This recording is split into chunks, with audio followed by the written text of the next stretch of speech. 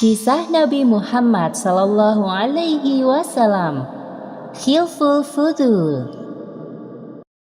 Selesai perang Fijar, Muhammad remaja ikut serta dalam suatu perjanjian yang penting dalam sejarah bangsa Arab.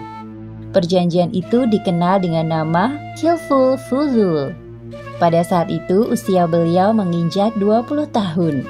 Kata Khilful sendiri berarti perjanjian atau kesepakatan. Sedangkan fuzul dari akar kata baik atau utama.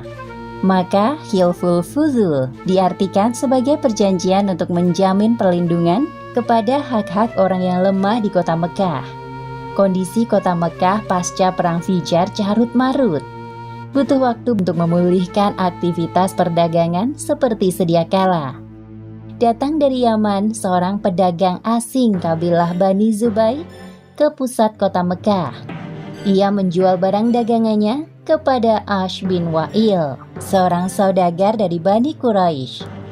Keduanya telah membuat kesepakatan tentang pembayaran barang.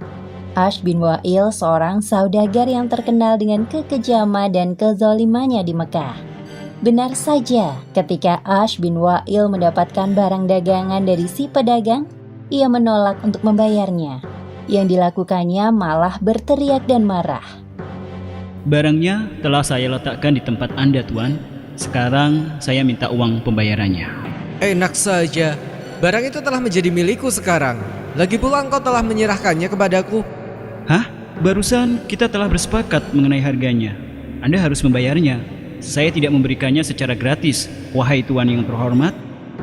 Malangnya pedagang dari kabilah Bani Zubair tersebut, ia tidak mengetahui sifat buruk pembelinya ini. Jikalau dari awal tahu, pasti tidak semudah itu untuk membuat kesepakatan dengan Ash bin Wa'il.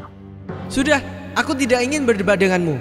Hei budak, bawakan semua barang-barang milikku dengan hati-hati. Baik, Tuan. Hei Tuan, kembalikan barang daganganku. Jika Anda tidak memiliki uang, jangan bersepakat denganku. Minggir, atau aku patahkan lehermu dengan pedang ini. Ini bukan wilayah kekuasaanmu. Pedagang dari Bani Zubair itu masih tidak percaya dengan apa yang terjadi. Ia harus mempertahankan hak pembayaran barangnya dari Ash bin Wa'il dengan cara apapun. Hanya itu yang bisa dilakukan untuk mendapatkan uang. Namun tidak seorang pun yang berani membantunya di pasar. Mereka semua takut kepada Ash bin Wa'il. Wahai Tuan, tolong aku. Engkau tadi melihat aku dan Tuan itu bersepakat. Jadi, dapatkah engkau menolongku untuk... Maaf, aku hanya pedagang kecil.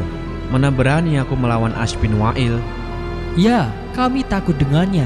Harusnya tadi engkau berhati-hati saat menjual barangmu. Aku tidak tahu bahwa dia orang yang ingkar.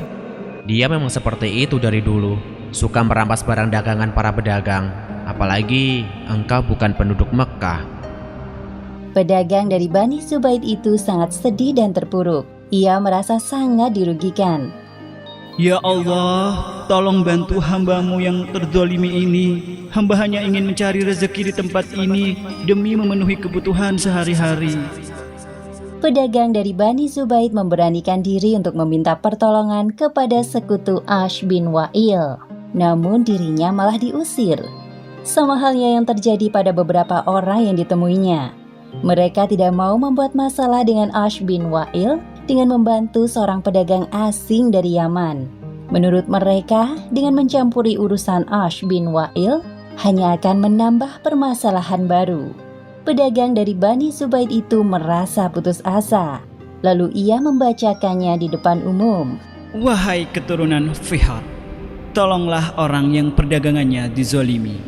Di tengah kota Mekah, sementara ia jauh dari rumah dan sanak keluarga. Dalam kondisi berihram, rambut kusut dan belum menyelesaikan umrohnya. Wahai para pembesar di antara dua batu, Hajar Ismail dan Hajar Aswad, sesungguhnya Baitullah ini hanya pantas untuk orang yang sempurna kehormatannya, bukan untuk orang jahat dan suka berkhianat. Orang-orang memperhatikan pedagang dari Bani Zubair membacakan syairnya dengan penuh penghayatan. Ada seorang pemuka dari Bani Quraisy yang merasa iba dan tergugah hatinya. Lalu ia berdiri dan mendatangi pedagang itu. Namanya Zubair bin Abdul Muthalib, salah satu paman Muhammad. Wahai saudaraku, aku amat tersentuh mendengar syair yang engkau gubah itu. Sungguh mengusik hatiku. Aku berjanji akan menolongmu. Engkau bersabarlah sementara ini. Aku akan mencoba mencari cara untuk memenuhi hakmu. Terima kasih banyak wahai Tuan. Ternyata masih ada orang yang baik sepertimu di Mekah ini. Zubair bin Abdul Muthalib memang telah lama resah melihat keadaan Mekah pasca perang Fijar. Apalagi mulai terdengar perpecahan di kalangan Bani Quraisy. Ditambah lagi dengan peristiwa pengaduan syair ini, dikhawatirkan nanti para pedagang asing enggan memasuki kota Mekah. Sejak kepergian Abdul Muthalib, orang-orang Quraisy dari keluarga lain mulai berani melawan pemerintahan yang saat itu dipimpin oleh Bani Hashim. Atas dasar itulah, Zubair mengusulkan agar diadakan pertemuan untuk membahas persoalan ini. Pertemuan ini dihadiri oleh orang-orang Quraisy dari Bani Hashim, Bani Zuhrah, Bani Taim, dan Bani Asad di rumah Abdullah bin Jud'an At-Taimi. Kemudian mereka berikrar untuk menegakkan keadilan bagi siapapun yang terzolimi, baik bagi orang asing maupun penduduk asli Mekah. Muhammad juga ikut hadir di sana.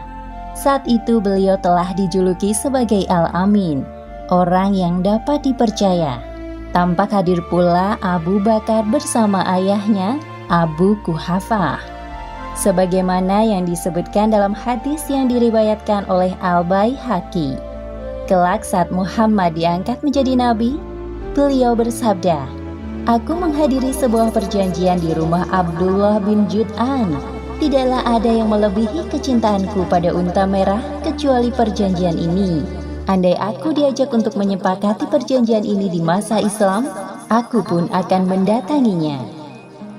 Akhirnya pedagang dari Bani Zubair mendapatkan hak pembayaran barangnya dari Ash bin Wa'il setelah didesak Zubair bin Abdul Muthalib dan para pembesar Quraisy lainnya, tepatnya setelah peristiwa Hilful Fudul. Demikianlah akhir kisah peristiwa Hilful Fudul yang dihadiri oleh Muhammad pada saat beliau belum diangkat menjadi Rasul. Hikmah yang dapat kita ambil dari kisah ini adalah Allah Subhanahu wa Ta'ala adalah Tuhan penolong bagi orang yang lemah melalui perantara orang-orang yang baik, karena hanya Allah yang dapat menggerakkan hati manusia. Wallahu a'lam bishawab.